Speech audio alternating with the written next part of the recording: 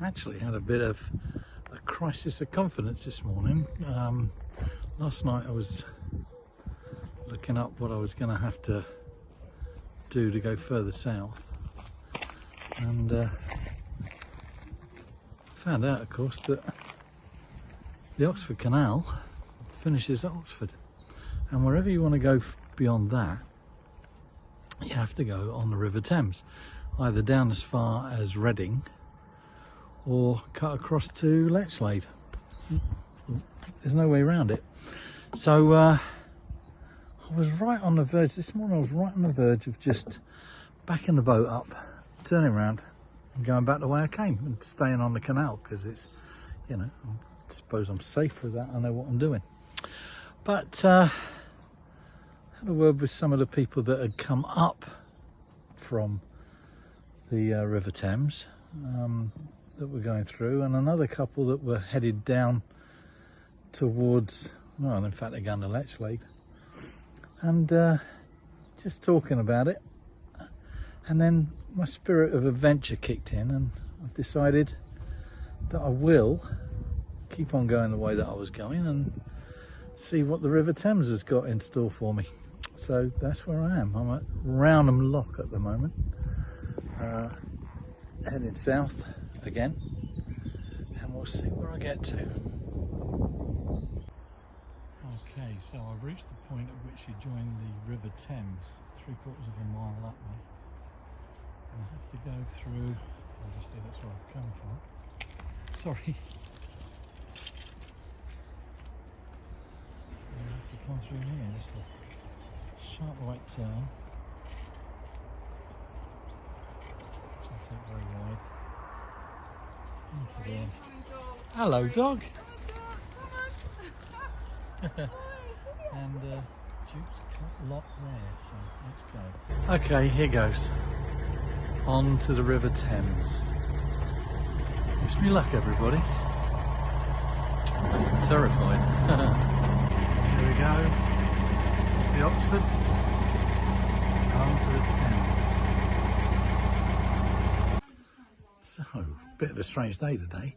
What happened was I decided to go down to the Thames, and when you get down to just as you get into Oxford, the canal splits into two. You can either go straight on, which takes you into Oxford itself, and I've been advised that that's not a very good idea because it can be very congested and very narrow and difficult to navigate.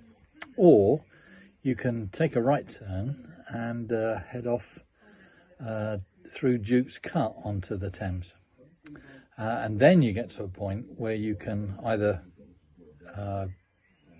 cut down to Reading on the Thames or go to Lechlade. So I thought, well, you know, I might as well just keep on going. So the plan then was to go to Lechlade. And there's a lock with a lock keeper at the beginning of the Thames, and you can get a navigation license from the Environment Agency to go onto the River Thames from there.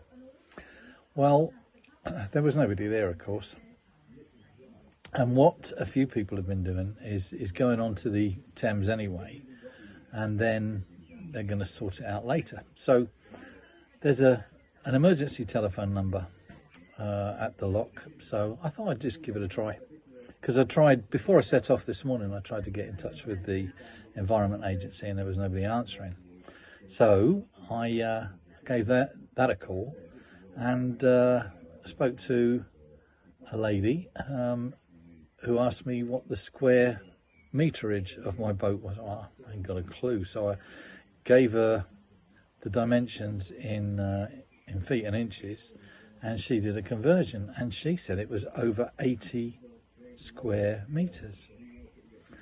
I didn't think about it at the time, but I mean, it's a 60-foot narrowboat, not the Ark Royal. I don't think it can be anything like that big. However, she told me how much it was going to cost. 100, because I wanted a week to go up there, a couple of days in Lechlade, week to come back. So I thought 2 weeks would do it. 26 miles each way, taking it easy. And she quoted me 179 each way. I mean, it's not worth it. It really wasn't worth it. So, decision was to turn around and come back up the Oxford Canal, because I've got a licence for canals. Might as well stick to the canals rather than paying out all that sort of money just to go onto the River Thames, which in itself was going to be a bit of a scary prospect. So I'm back on the Oxford. In fact, I'm back at Thrupp, because you get up to 7 days on this mooring, and I've had 6 days. So I arrived on the Tuesday. So tomorrow morning I'll be setting off again towards Upper Heyford and through the Cherwell Valley and familiar territory. So that's the story of today. Speak to you later.